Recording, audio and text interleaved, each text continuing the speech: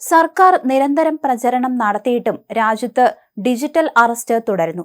ഈ മോഡൽ തട്ടിപ്പിൽ 1.19 കോടി രൂപ നഷ്ടപ്പെട്ടതിനെ തുടർന്നുണ്ടായ മാനസികാഘാതത്തിൽ 82 വയസ്സുകാരനായ വിരമിച്ച സർക്കാർ ഉദ്യോഗസ്ഥൻ മരിച്ച സംഭവത്തിൽ അന്വേഷണം ഊർജിതമാക്കുകയാണ് പോലീസ്.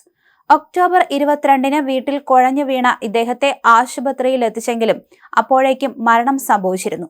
തട്ടിപ്പ് കാരണം ഇദ്ദേഹം കടുത്ത മാനസിക സംഘർഷത്തിലായിരുന്നുവെന്നാണ് പോലീസ് വ്യക്തമാക്കിയത്. ഈ വിഷയത്തിൽ കേന്ദ്ര ഏജൻസികളും പരിശോധന തുടരും. ഓഗസ്റ്റ് 16-നും സെപ്റ്റംബർ 17-നും ഇടയിലാണ് പൂനെയിലെ ദമ്പതികൾ ഈ തട്ടിപ്പിന് ഇരയായത്. മുംബൈ സൈബർ പോലീസ്, CBI ഉദ്യോഗസ്ഥർ എന്നിങ്ങനെ സ്വയം പരിചയപ്പെടുത്തിയ തട്ടിപ്പുകാർ കള്ളപ്പണം വെളുപ്പിക്കൽ കേസിൽ അന്വേഷണത്തിലാണെന്ന് വിശ്വസിപ്പിച്ച് ദമ്പതികളെ 3 ദിവസത്തോളം ഡിജിറ്റൽ അറസ്റ്റിൽ വെക്കുകയായിരുന്നു. അങ്ങനെയാണ് പണം കൊടുക്കേണ്ടി വന്നത്. പലതരത്തിൽ സർക്കാർ ഇതുമായി ബന്ധപ്പെട്ട് അറിയിപ്പുകൾ നൽകുന്നുണ്ട്. അതിനുശേഷവും ഇത്തരം ഇരകളുണ്ടാകുന്നു. നിലവിൽ പ്രായമായവരെയാണ് സംഘം ഇരകളാക്കുന്നത്. ഇതാണ് പൂനെയിലും കണ്ടത്.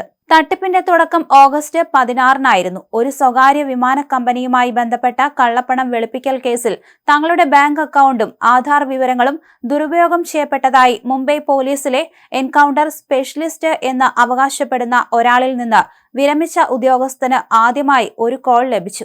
പിന്നീട് ദമ്പതികൾ കള്ളപ്പണം വെളുപ്പിക്കൽ കേസിൽ ഉൾപ്പെട്ടിട്ടുണ്ടെന്നും വീട്ടിൽ തടങ്കലിൽ അല്ലെങ്കിൽ ജയിൽ അറസ്റ്റിൽ വെക്കുമെന്നും പറഞ്ഞ് CBIയുടെ ഡൽഹി ഓഫീസിലെ ഒരു IPS ഉദ്യോഗസ്ഥനാണെന്ന് അവകാശപ്പെടുന്ന മറ്റൊരു തട്ടിപ്പുകാരൻ വിളിച്ചു.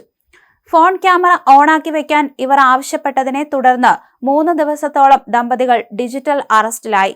ഈ സമയം കൊണ്ട് തട്ടിപ്പുകാർ ഇവരുടെ എല്ലാ ബാങ്ക് ആധാർ വിവരങ്ങളും കൈക്കലാക്കുകയും 5 വ്യത്യസ്ത ബാങ്ക് അക്കൗണ്ടുകളിലേക്ക് പണം കൈമാറാൻ നിർബന്ധിക്കുകയും ചെയ്തു. വിദേശത്തുള്ള തങ്ങളുടെ 3 പെൺമക്കൾ അയച്ച പണം ഉൾപ്പെടെ ദമ്പതികളുടെ സമ്പാദ്യം മുഴുവൻ തട്ടിപ്പുകാർ കൈക്കലാക്കി. ഫോൺ വിളികൾ പെട്ടെന്ന് നിലച്ചതിനു ശേഷമാണ് തങ്ങൾ കബളിപ്പിക്കപ്പെട്ടുവെന്ന് ദമ്പതികൾക്ക് മനസ്സിലായത്.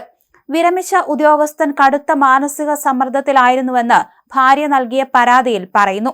പരാതി പരിശോധിച്ച ശേഷം പോലീസ് FIR രജിസ്റ്റർ ചെയ്തു. അന്വേഷണം തുടങ്ങുകയും ചെയ്തു. വഞ്ചിക്കപ്പെട്ടുവെന്ന് മനസ്സിലായതോടെ ദമ്പതികൾ ഒരു മകളെ വിളിച്ച് വിവരം അറിയിച്ചു. ഇവർ ഉടൻ തന്നെ പോലീസിൽ ബന്ധപ്പെടുകയും ചെയ്തു.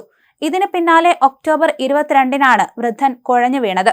ഉടൻ തന്നെ ആശുപത്രിയിൽ എത്തിച്ചെങ്കിലും ജീവൻ രക്ഷിക്കാനായില്ല. തട്ടിപ്പിനിരയായതു മുതൽ അദ്ദേഹം മാനസികമായി തളർന്നു പോയിരുന്നതായി ഭാര്യ പോലീസിനോട് പറഞ്ഞു. ഒരു ഫോൺ കോളിലൂടെ ആരെയും അറസ്റ്റ് ചെയ്യാനാകില്ലെന്ന് ജനങ്ങൾ മനസ്സിലാക്കണം. ഇത്തരം സാഹചര്യങ്ങളിൽ ആർക്കും പണമോ നൽകുകയോ മറ്റു വിവരങ്ങൾ പങ്കുവയ്ക്കുകയോ പാടില്ലെന്നും പോലീസ് വ്യക്തമാക്കി. തട്ടിപ്പുകാർ അവരുടെ വ്യാജ തിരിച്ചറിയൽ കാർഡുകൾ ഉൾപ്പെടെ കാണിക്കുമെന്നും ഇതിലൊന്നും പരിഭ്രാന്തരാകരുതെന്നും അധികൃതർ അറിയിക്കുകയും ചെയ്തു. ഇത്തരത്തിൽ സംസ്ഥാനത്തും ഡിജിറ്റൽ അറസ്റ്റുകൾ ഏറുകയാണ്.